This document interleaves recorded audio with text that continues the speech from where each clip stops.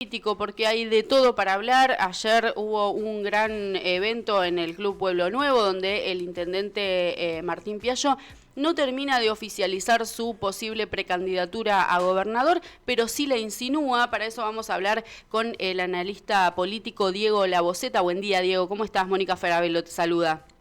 ¿Qué tal? Buen día, ¿cómo andan? Pero muy bien, bueno Diego, gracias por tu tiempo y ya meternos de lleno en esto que, bueno, por lo menos desde el lado de la política y también desde el lado del periodismo estábamos muy pendientes de este 5D, esperando que Piallo confirme o no su posible precandidatura. Finalmente lo dejó entrever, pero no lo termina de confirmar. ¿Qué es lo que está esperando el intendente?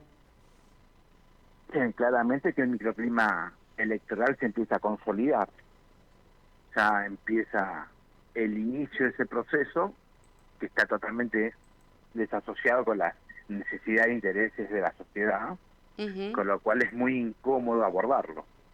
Con lo cual yo no tenía ciertas expectativas que él ya se pronuncie abiertamente, más allá de sí, obviamente, mostrar inicios y voluntad y ganas, pero el perfil del acto fue un perfil del acto, aquel convencido, aquel núcleo duro que lo acompaña y darle un gesto de contención. Vos decís que no están las condiciones dadas a nivel social. Digo, ¿la gente tomaría a mal que el intendente en medio de su gestión, aún faltando un año todavía de su segundo gobierno, se pronunciara respecto de la provincia? Sí, claramente. En particular aquel ciudadano que está más metido en los asuntos públicos, lo que se le llama el círculo rojo, aquel que genera opinión, ese sí lo tomaría mal, no es el momento para hablar de esas circunstancias. Bueno, habrá que esperar entonces. De todas maneras ya se está hablando de una posible fecha para las elecciones. Se hablaba de julio y de septiembre en el caso de que se apruebe este proyecto que se presentó en provincia, de alguna manera desdoblar o separarse de nación. ¿Qué es lo que falta para que esto se confirme o cuándo se empezaría a confirmar? ¿Cuándo vamos a ir a votar los entrerrianos? Bien, a simple firma el decreto del gobernador se dispara el proceso electoral y desde la firma hasta que se haga la primaria tiene que pasar entre 90 y 120 días. Con lo cual, si estamos hablando, ponele, mediados de julio, tenemos que descontar mínimo 3 meses, o sea, junio, mayo, abril, para que se empiece, se pueda llegar a la firma del acto, con lo cual a principios de marzo se estaría consolidando la promulgación del decreto. Así que tenemos que esperar todavía en un año donde podríamos llegar a ir 5 veces a votar. Claramente, entre las primarias nacionales, o sea, para los cargos federales y para los cargos provinciales, sí, en el hipotético caso que haya balotaje, que sería lo lógico, a nivel presidente iríamos 5 veces. Bueno, ya ha pasado esto, no es la primera vez que pasaría acá en la provincia de Entre Ríos, pero de todas maneras, digo, es engorroso de alguna manera y también costoso mantener semejante estructura electoral. Yo no lo veo por ahí, lo veo por el lado que es el ejercicio democrático. Si bien el sistema democrático no es un sistema perfecto, pero sí es el menos imperfecto. Sí. Y es lo que nos lleva a nosotros como ciudadanos poder elegir. No, por supuesto. Es un mecanismo de participación. Eso está descartado, digo, la estructura que en muchos países se hace, por ejemplo, también se vota todo lo mismo, o con una boleta única, o del voto electrónico, digo, me refiero a los costos que nos lleva también, no de ninguna manera a bajarle el precio a la cuestión democrática, que es ir a las urnas y elegir a nuestros representantes. Sí, claramente, el proceso podría ser menos costoso, como decías, con la boleta única, que se está trabajando con la oposición, justamente la oposición a nivel provincia. El gobernador claramente tiene una predisposición a sacar las fechas por consenso, y la oposición le va a pedir el modernizar el proceso electoral a través de la boleta única, claramente. Y eso sí sería mucho más eficiente en términos de gastos. Claro. Claro. Diego, volviendo al tema Piaggio, ¿también se tiene en cuenta a los precandidatos a la hora de lanzarse, mirando un poco de reojo qué es lo que hace su competidor político? En este caso me refiero, bueno, a Frigerio, que ya a las claras también va a ser candidato. Hablo de Cresto, hablo de Adam Val en Paraná.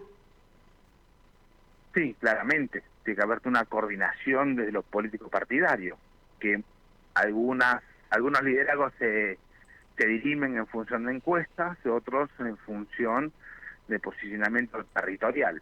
Entonces ahí tiene que haber un gran acuerdo. El tema es que en esta cuestión de encuestas, aquel que va liderando, aquel que va, digamos, teniendo cierta predisposición por parte del electorado, se va posicionando mejor y empieza a definir las cuestiones estratégicas, sobre todo con los aliados. Claro. Y eso es un límite, es un gris muy finito, con lo cual se termina definiendo generalmente días antes del cierre de la elección cómo se va a definir los frentes electorales. Pero Claro. bueno, acá lo importante son los liderazgos y los votos que están llevando adelante esos liderazgos. Sí, uno entiende que el intendente más temprano que tarde va a terminar confirmando su intención para ser el precandidato. Digo, uno no se imagina a Piaggio ya bajándole la persiana a su carrera política después de haber sido 2 veces intendente de la ciudad y con una buena proyección de votos. No, claramente. Encima, es una gestión que está valorada y tiene cuestiones a defender claramente el gobierno local. Con lo cual como vos decías, no veo un perfil de bajando la persiana. El tema es cómo se posiciona en función de una difícil elección del oficialismo a nivel nacional para el 23, una clara posible pérdida de la presidencia, cómo se posiciona en función del 23, 25, 27. Porque hay vida después del 23 y hay vida después del 25, en términos políticos partidarios, ¿no?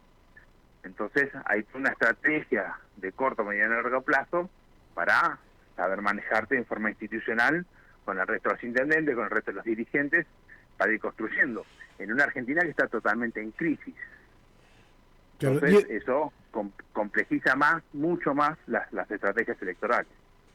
Diego, y en ese sentido, ¿qué imagen tiene Piaggio para poder pegar el salto a la provincia en lo que fue en su intendencia aquí en nuestra ciudad? La primera tuvo un altísimo porcentaje de votos para la reelección. En esta segunda ha habido varios inconvenientes, sobre todo internos, pero ¿cómo crees que puede llegar a irle en el caso de que quiera dar el salto? Lo más difícil para cualquier dirigente, no solo para Piaggio, es poder pasar la frontera de su ciudad e insertarse en otras ciudades. Un ejemplo, Bordet, lanzándose a candidato a gobernador, siendo intendente de Concordia, el verano anterior a la elección, llega a Gualeguaychú y una de las encuestas le daba solo un nivel de conocimiento del 10%. Y a los 6 meses fue gobernador. Entonces, la gran dificultad es insertarse fronteras afuera de su ciudad. Poder, sí, solo que ahí también tener referencias a nivel provincial de la figura. Sí, en ese caso Bordet también venía con el aval del gobernador saliente y que creo que no es el caso con Martín. No sé si Piaggio será el candidato de Bordet para apoyarlo en esta previa y darlo a conocer sobre todo. Claramente la estructura provincial, como hacías referencia, apoyó al candidato de Concordia en su momento y lo posicionó muy rápidamente.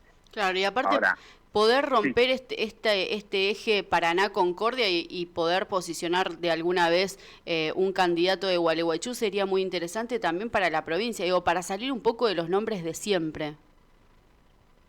Sí, pero bueno, hay elementos que componen la cuestión de construcción política que en las dos ciudades más grandes de la provincia se consolidan. Seguro. Y para terceras posiciones, como puede ser Gualeguaychú o Concepción del Uruguay, es más difícil, ¿no? Sí, de hecho es lo que se viene dando. Hay cuestiones de manejos territoriales, hay cuestiones de manejos de recursos, lo gris que tiene la política partidaria incomoda a muchos. Eso es lo que generalmente son los principales limitantes para ciudades más chicas. Uh-huh. Diego, te meto en el plano nacional. Ayer hubo una declaración del presidente Alberto Fernández por esta filtración de estos chats, este escándalo de estos viajes al lago escondido. Contanos de qué se trata, como para que la gente pueda entender de alguna manera la importancia o la profundidad que tiene este escándalo. A ver, primero definamos el marco. Lo que ocurrió es algo totalmente grave, pero muy, muy grave. Pero por el otro lado, por cómo se llega a esa información de los hechos ocurridos, también es una forma ilegal de conseguir esa información. ¿Sí? Porque hay excusas a un teléfono de uno de los integrantes de ese grupo que viajó al lago escondido, que fue en forma ilegal como se obtuvo esa información. El teléfono es del ministro de Seguridad de la capital federal. ¿Sí? Ahora, ¿quiénes son los integrantes? Estamos hablando de 4 jueces federales, el jefe de los fiscales de la ciudad y el ministro de Seguridad de la ciudad. ¿Sí? Sumado a dirigentes del Grupo Clarín, más un ex integrante de la CIDE de la gestión de Macri. Estamos hablando de que el jefe de los fiscales es hijo de un juez federal también. Sí. ¿Sí? Estamos hablando que hay vinculados 5 jueces federales, 4 en forma directa, de 12 jueces federales que conforman Comodoro Pi, que es donde llegan todas las causas generalmente en cuestión de administración pública del fuero federal. Entonces, que esté casi el 50% de Comodoro Pi en una reunión, que vaya a saber uno que hablaron, que eso es lo importante a poder descular. O sea, ¿por qué se juntaron?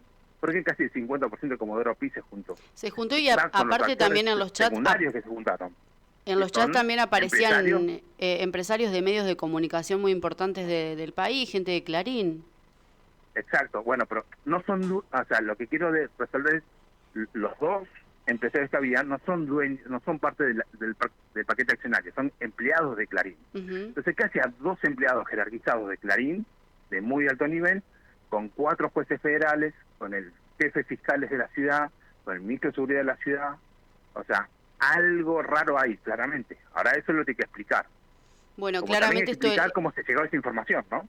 Claro. Las dos cosas. Las dos cosas, pero bueno, me quedo también con el pedido del presidente de la Nación. Instruyó al ministro de Justicia para que investigue mínimamente qué es lo que pasa, como para llevar un poco de claridad.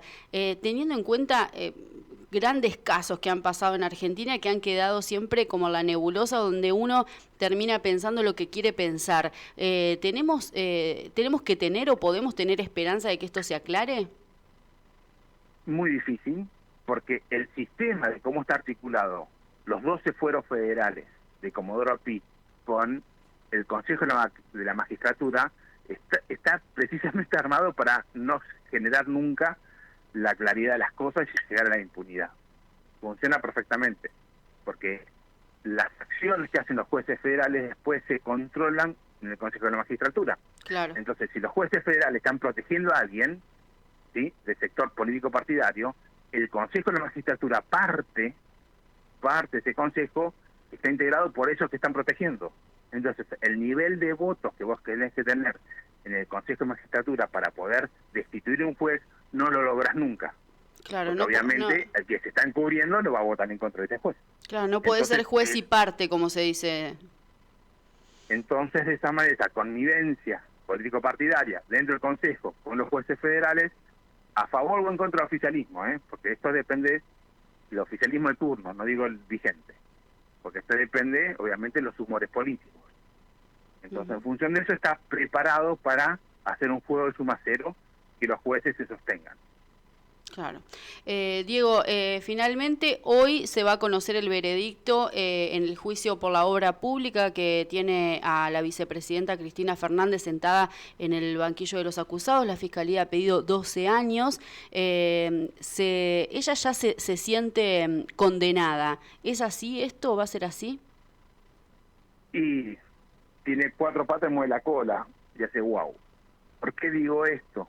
Porque uno de los jueces que va a firmar hoy la sentencia es uno de los 4 que estaban en Lago Escondido en esta mega reunión, está muy oscura, de repente.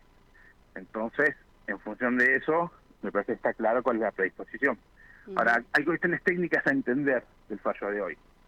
No es lo mismo, va a haber, digamos, para hacerlo sencillo, va a haber 2 figuras jurídicas. Una es la asociación ilícita, que es muy difícil de comprobar, y otra la de defraudación al Estado. Si por la figura de asociación ilícita la condenan, va a tener el máximo de 12. Si no la condenan, va a tener el máximo de 6. Después esto viene en la instancia de casación federal y esto viene a la Corte Suprema. Hablando de tiempos, casación sería como rápido en el 24 y la Corte Suprema sería 26-27, por lo cual no va a estar imposibilitada de participar en el acto electoral. Claro.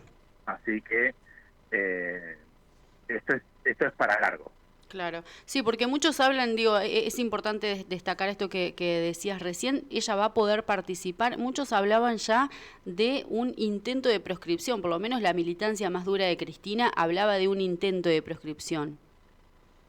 Sí, arman el relato en función de la contraargumentación con la oposición, ¿no? Básicamente.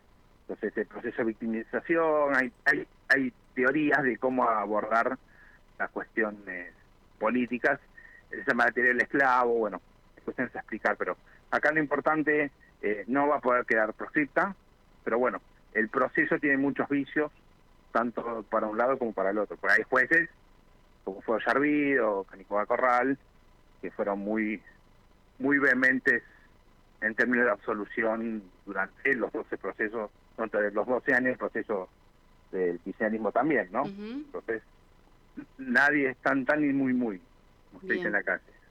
Bueno, Diego, te agradecemos mucho el tiempo. Ahora ahora va a empezar a las 9:30 de la mañana esta audiencia para conocer el veredicto final de la obra pública y luego la semana que viene ya seguramente nos vamos a meter de lleno en qué es lo que pasó con esto y otros temas más también porque la política en Argentina es más que dinámica. Así que vamos a tener seguro muchos temas más para conversar. Seguramente, así que el fallo va a estar tarde, como 4 o 5 de la tarde. Igualmente, en términos políticos, yo considero que se va a diluir. Hubo un tema de abordaje previo por parte de la defensa, en términos comunicacionales, cómo abordarlo, cómo hacer ese efecto shock, cómo amortiguarlo. Así que para mí el fallo va a quedar muy diluido. Bueno, Diego, te agradecemos muchísimo tu tiempo, te mandamos un abrazo. Bueno. Igual, gracias a todos. Ahí pasaba Diego Laboceta, analista político, hablando un poco de todo lo que está pasando a nivel ciudad y a nivel nación, porque estamos ahí con ese coqueteo de la posible precandidatura del intendente a gobernador. Veremos qué es lo que pasa, si lo confirma o cuándo lo confirma. Lo que dice Diego Laboceta es que se tantea mucho el humor social, digo, lo que está pasando a nivel local, para decir, bueno, sí, ahora nos lanzamos. Sí, por supuesto que cuenta con todo el apoyo de la militancia y eso no es poco. A nivel país, bueno, estamos esperando conocer el veredicto del caso de obra pública de la vicepresidenta Cristina Fernández, que seguramente se conocerá a la tarde porque son audiencias más que largas.